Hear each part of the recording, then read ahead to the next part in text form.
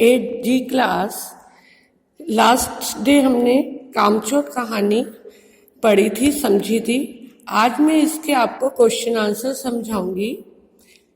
कहानी में मोटे मोटे किस काम के हैं और किसके बारे में और क्यों कहा गया है। मोटे मोटे शब्द का प्रयोग किसके लिए किया गया है? बच्चों के लिए। क्यों किया गया है? क्योंकि वो दिन भर बैठे रहते हैं, बैठे बैठे खाते रहते हैं, कोई काम नहीं करते हैं, इसलिए उनके बारे में ऐसा कहा गया है। सारा दिन उद्यम मचाते हैं, शरारत करते हैं, तो उनके पिताजी ने उनके लिए ये शब्दों का प्रयोग किया है। बच्चों द्वारा उद्यम मचाने के कारण घर की क्या दुर्दशा हो गई। जब उनके पिताजी ने कहा कि भी तुम्हें खाना नहीं मिलेगा रात का अगर तुम काम नहीं करोगे, तो सभी बच्चों को हपड़ा दपड़ी मच गई कि अब हम काम करें, क्योंकि पिताजी ने ये भी कहा था कि जो काम करेगा आपको पैसे भी मिलेंगे। तो बस फिर क्या था, सब बच्चे तो लालची, बचपना तो होता ही है, थोड़ा बहुत लालच तो होता ही है बच्चों के मन में। तो सब बच्चों ने क्या किया, काम करने के लिए भागे। उनको सबको ये था कि हम ज्यादा से ज्यादा काम करें। तो इस चक्कर में आपस में संयुक्त फैमिली थी, बच्चे बहुत से घर में थे, सभी आपस में झगड़ने लगे। ये किसी ने पानी देना है पौधों को, तो किसी ने गिलास उठाई, किसी ने कटोरी उठाई, जो हाथ में मिला बच्चों ने उठाया। ऐसे अफड़ा दपड़ी में सारे घर में पानी फैल गया। दरी साफ करने लगे तो सभी बच्चे दरी साफ करने में लग गए। सारा धूल मिट्टी उड़कर आ रहा था और झाड़ू भी मारा जा रहा था। झाड़ू उठाया तो झाड़ू तीला तीला कर दिया। दरी को साफ करने से सारे घर भर में धूल कर दी। तो और फिर जब कहा कि ये धूल उड़ रही है तो पानी डाला, उससे सारे घर में कीचड़ हो गया। ठीक है, सब भैंसे दूंघने के लिए भैंसे को हाथ लगाया तो वो टंगड़ी मारने लगी और वो उसको बांधा गया, उसकी टांग को बांधा गया। तो चाचा जी पलंग पे सोए हुए थे, चारपाई पे सोए हुए थे। तो भैंस ने क्या किया, चारपाई को रस्सी बांध दी ना जब उसकी टांग को, तो वो चारपाई समेत घर में भागने लगी। और चारपाई पे चाचा जी बैठे हुए थे, वो हो हल्ला करने लगे। फिर बछड़े को छोड़ा गया भैंस को रोकने के लिए। तो बछड़े को देखकर, यानी माँ अपने बेटे को देखकर तो भी रुक ही जाएगी, तो बछड़े को देखकर वो दूध पीने के लिए, पिलाने के लिए रुक गई। तो अब क्या था, बच्चा जब दूध पीने लगा तो बच्चों ने भी दूध होने के लिए उसको सारे फिर बाल्टियां और डोंगे ले आए दूध भरने के लिए। वहां भी सारा किसी ने बैल ने उनको टांग मारी ऊपर से। फिर मुर्गियों को घर जाने के लिए चल दड़बे, कोई मुर्गी नहीं गई। इधर उधर से धूल, इधर उधर से उछल कूद करती रही। ठीक है, और उन मुर्गियों ने भी घर भर में कीचड़ फैला दिया। अच्छा, तो फिर उसके बाद भेड़ों की बारी आई, उनको सूप डाला गया और सूप पीने के चक्कर में सारी एकदम उस डोंगे पर उलट पड़ी खाने के लिए। कोई इधर भाग रही है, कोई उधर भाग रही है।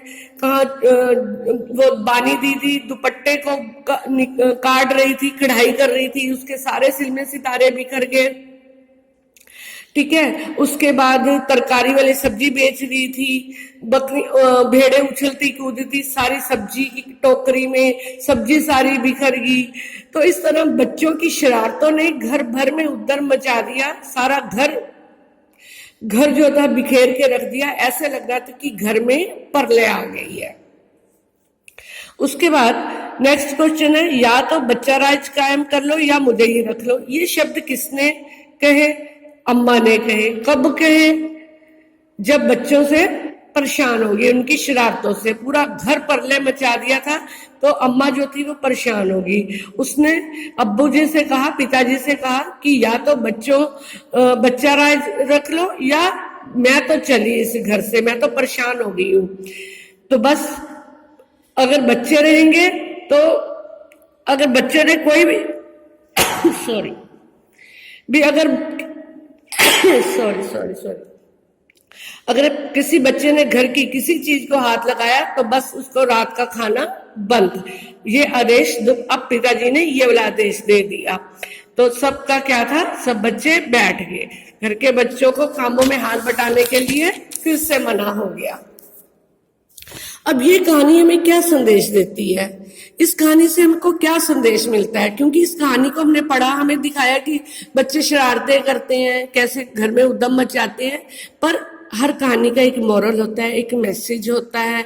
तो इस कहानी से भी हमें यह संदेश मिलता है कि हमें अपने घर के कामों में हाथ बटाना चाहिए, पर काम करते समय, हाथ बटाते समय समझदारी का प्रयोग करना चाहिए। बिना सोचे समझे या किसी लालच के वश में किया गया कार्य दुखदाई होता है।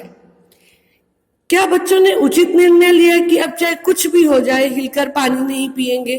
नहीं, बच्चों का ये निर्णय गलत था। बच्चों को बिना सोचे समझे किए गए कार्यों में तो ऐसा ही होता है, उनको कार्य थमा दिए, लेकिन बिना कुछ सोचे समझे तो दिक्कतें तो आनी थी।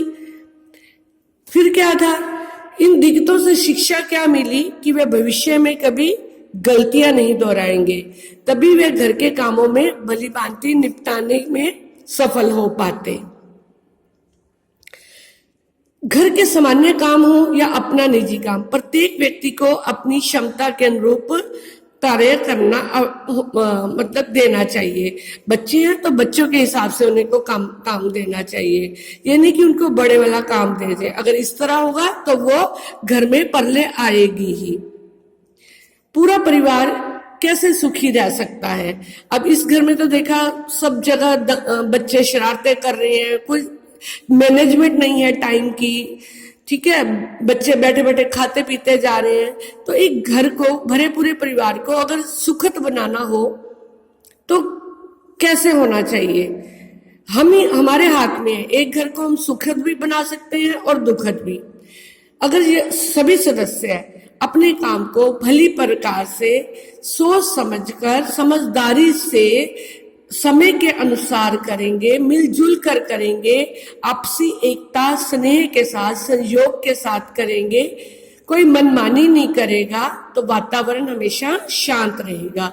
अगर इससे ऑपोजिट हम जाएंगे तो घर का वातावरण जो है वो अशांत हो जाएगा, एक दूसरे पर गलतियां थोपेंगे, घर में क्या होगा, कलह झगड़े ये सब होंगे तो घर का माहौल भी खराब हो जाएगा। बड़े होते बच्चे माता पिता के सहयोगी कैसे हो सकते हैं? बड़े होते बच्चे यदि गंभीरता पूर्वक अपने माता पिता के कामों में सहयोग करें, उनमें आपसी प्रेम व सहयोग की भावना उपजेगी, घर के वातावरण में शांति रहेगी, मिलजुल कर रहेंगे, प्यार रहेगा। जो शरारती बच्चे होते हैं उनको भी प्यार से, सहयोग से सही रास्ते पर लाकर काम करवाया जा सकता है। घर के सामान्य कार्य हो या अपना निजी काम, प्रत्येक व्यक्ति को करना क्यों आवश्यक है? क्यों? ऐसा करने से क्या होता है, एक दुनिया जो हमारी होती है ना वो व्यवस्थित हो जाती है, हमें अनुशासित जीवन जीने की आदत पड़ती है।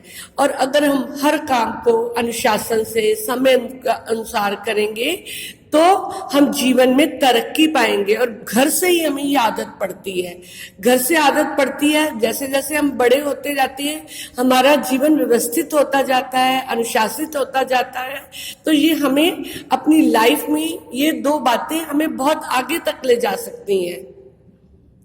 हम जीवन में सफल हो सकते हैं, क्योंकि सफल होने के लिए हमें सबसे पहले अनुशासित होना चाहिए, आपस में परिवार में प्यार होना चाहिए, व्यवस्थित होना चाहिए।